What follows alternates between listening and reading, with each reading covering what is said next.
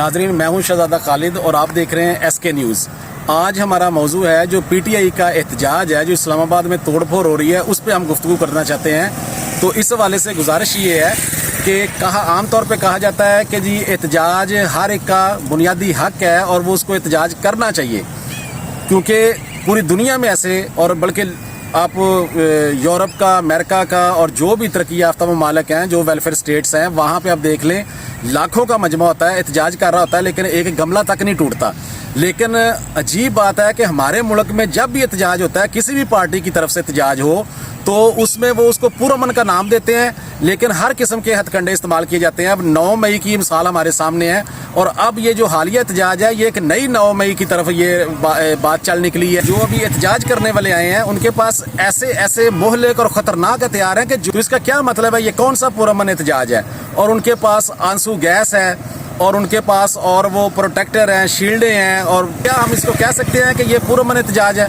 और दूसरी तरफ अगर देखा जाए तो जो एक हुकूमत होती है, जो सूबाई हुकूमत है, जो सूबे होते हैं, वो वफाक के मातहत हैं। अगर कोई सूबाई हुकूमत जो है वो वफाक का हुक्म नहीं मानती और वफाक के अलावा वो अपना कोई कार्रवाई करती है या वो मुजाहरीन के साथ मिल जाती है, तो इसका मतलब ये है कि वो वफाक के साथ नहीं है। अगर एक सूबा जो है वो अपने वफाक के अहकामात को नहीं मानता, तो इसका मतलब है वो गद्दारी का मुर्तकब है। और ये वाला जो हालिया एहतजाज है, जो इस्लामाबाद में तोड़फोड़ चल रही है, इसमें खैबर पख्तूनख्वा के वज़ीर आला साहब ने शिरकत की है, और जो वज़ीर आला साहब हैं वो बाकायदा पूरी हुकूमती मशीनरी को इस्तेमाल कर रहे हैं। तो फिर इसको पुरअमन एहतजाज का नाम दिया जा रहा है। तो ये किस किस्म का एहतजाज है कि जिसमें सीधी गोलियां चलाई जा रही हैं, जिसमें तोड़फोड़ की जा रही है, और हुकूमत का ये काम है कि वो अवाम की जानो माल का, अमलाक का हिफाजत करे और अपनी रिट कायम करे। अब इसमें आप देखें कि जो हमारे जो पुलिस एहलकार शहीद हुए हैं, हमारे रेंजर के जवान शहीद हुए हैं, तो अगर कोई जवाबी कार्रवाई की जाएगी तो फिर कहा जाएगा कि ये जी जुल्म हो रहा है और पुरअमन एहतजाज पे जो है ना वो जुल्म किया जा रहा है, लाठी चार्ज किया, फलां किया जा रहा है। तो इस तरह का अगर हर एक को इस तरह की इजाज़त मिल जाए तो हर बंदा उठ के जो है इस कौम के अमन को, इस मुल्क के अमन को तबाह कर देगा। तो ये चीज़ें सोचने की बातें हैं। अगर एहतजाज करना है तो पुरअमन एहतजाज किया जाए।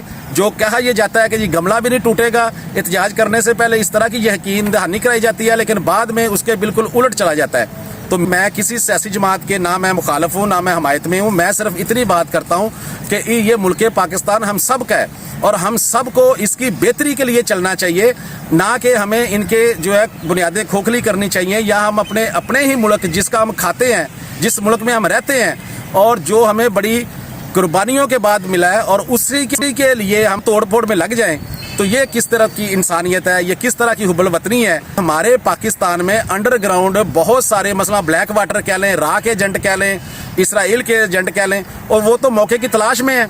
और हम जो है, हमारे लोग जो है, हमारे शहरी जो है, वो उनको मौका दे रहे हैं कि उस जत्थे में अगर कोई ब्लैक वाटर के लोग आ जाते हैं, राह के लोग आ जाते हैं, वो PTI के झंडे पकड़ के वो डायरेक्ट फायरिंग कर देते हैं। तो इसका कौन जिम्मेदार है?